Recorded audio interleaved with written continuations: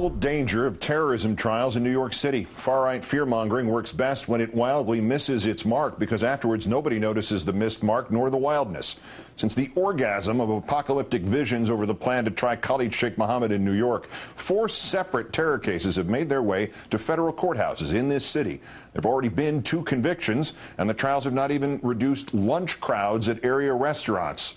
Our third story, the would-be governor of New York now proves to have added his foul-mouthed voice to the hysteria chorus. And guess what? He was wrong. The political website The Hotline obtaining video of Mr. Paladino at a town hall in Tappan, New York, back in March, explaining how he would handle due process and the Justice Department all in one shot. If you were the chief executive of New York, what would your response be if the Attorney General of the United States decided to hold terrorist trials in Manhattan?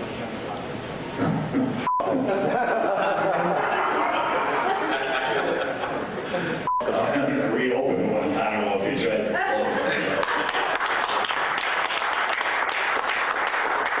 These are prisoners of war. Okay, you're not gonna spend $250 million to a show, a theatrical profession on the backs of the taxpayers. But Mr. Paladino's made-up doomsday scenario has in fact been going on in full force at the federal courthouse in Lower Manhattan. The failed Times Square bomber, Faisal Shahzad, sentenced to life in prison by a civilian court. Ayafa Siddiqui attempted to kill Americans in Afghanistan, 86 years by a civilian court. 4 men charged with conspiring to bomb synagogues in the Bronx still on trial, as is alleged embassy bomber and bin Laden associate Ahmed Khalfan Gilani. When Gilani was first transferred to the U.S. from Gitmo, Minority Leader John Boehner called it the first step in the Democrats' plan to import terrorists into America, while former New York Mayor Rudy Giuliani insisted it would be safer to try Gilani by military commission. Out of the 437 terrorism cases that have arisen since September 11, 2001, the Center on Law and Security reporting that 257 of those were resolved in court, 218 of those ending in convictions or guilty pleas. Meanwhile, the military commission method has resulted in just 4 convictions. And to Mr. Paladino's point about the theatrics, Clyde Haberman of the New York Times reporting on those brave enough to walk around the courthouse last week, people going about their daily lives, sitting on benches, ordering coffee and pastries from the food cart, and many had no idea anything out of the ordinary was going on, because nothing out of the ordinary was going on. Time now to call in the Washington editor of Mother Jones magazine, David Korn. David, good evening. Good evening, Keith. We'll get to Mr. Paladino and his abundant wisdom in a moment, but first, this broader aspect of the terror trials. Does what has gone on in New York City over the last couple of weeks finally put an end to whatever claim of credibility the right had on this matter? I mean, they promised disaster, we got crickets. What's the next scare tactic? You know, demagoguery never has to have any rationality or logic or facts behind it. You know, we have super secure prisons in this country which contain people who've been convicted of terrorism in those cases you mentioned and others, and no one has ever broken out of them. We've been able to try these cases rather well, and as you pointed, the Ahmed Gilani case, this is a major case. This is a fellow who's been accused of killing hundreds of people in the embassy bombings in 1998, which were an al-Qaeda operation. And it's going on, as you noted, without nary a peep in Lower Manhattan, and we haven't had to shut down New York City to make this trial work. So the system can work if people don't shout about it and make all the noise that they were making earlier for political points. Well, of course, that rules out Mr. Paladino, and I'd like to get about his shouting and his tone in a moment, but first, his substance there. The declaration at the town hall, he'll reopen Guantanamo were it to be closed.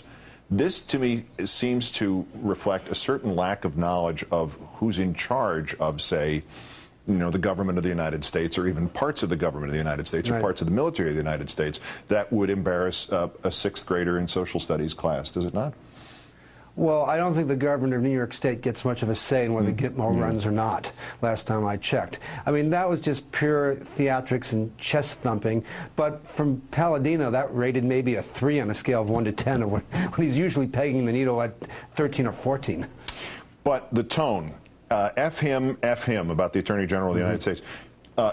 am I missing the boat here? Should I be voting for Paladino next month just for the prospect of coverage of the live news conferences? Well, he's good for business, our business at least. I mean, he kind of went effing crazy on this. And I think, you know, it seems to me he's probably trying for a reality show, which would be called Madman, rather than anything else. I mean, he'd be better off in maybe Linda McMahon's professional wrestling arena than in public life. I mean, if you have a real, this is the problem. You know, you talked about it early in this segment. If there's a real policy issue to be discussed about these trials, it's a serious matter. Let's be adults about it. Let's have a serious discussion. If there are objections to it, let's talk about it without using the F-bomb and saying, you know, make a case. There are some very knotty issues still to be resolved about Gitmo. What do you do with people who the government doesn't believe can be brought to trial in civilian court or maybe even before military commissions? I mean, this is knotty stuff. And there's some people on both sides of the issue who spend time actually thinking about it. Carl Paladino doesn't seem to be in either of those camps, and yet he's asking the voters of New York to entrust him with powers in which he will have to use what he might consider judgment, which he doesn't seem to display too often. Well, judgment is one thing, but to go and just say, I'm going to do something that is totally impossible. He can't have his own Gitmo. I'm sorry. I know it may be something from his past that he might have enjoyed, but that's, you know, or some guy in Ohio running on a Tea Party candidate might want to reenact it at some point, but he can't do it as governor or as anything else in the state of New York. The other thing, of course, with Paladino that's still lingering from the weekend, the disparaging comments about gays and not being valid as a form of human existence. He now, in a sort of semi-apology, he says he's in support of civil agreements, civil unions, equal rights for all citizens, but civil unions are not equal rights. Is the apology, such as it was, worse than the original? I mean, it's compounding the error. I mean, he said he equated gays and lesbians with perverts who try to destroy children.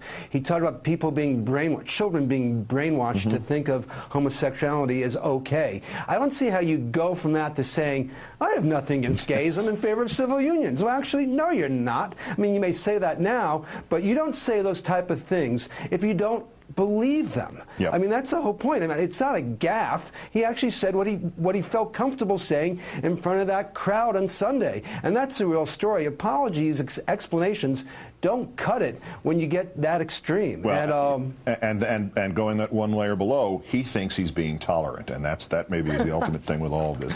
That's at issue. David, I'm sure there are plenty of gay people that he has sent friendly racist emails to over the years, and so he considers them his pals. He sent them the bestiality email. Yes. David Corn, the Washington editor of Mother Jones, as always, thank you for your time, David. Thanks, Keith.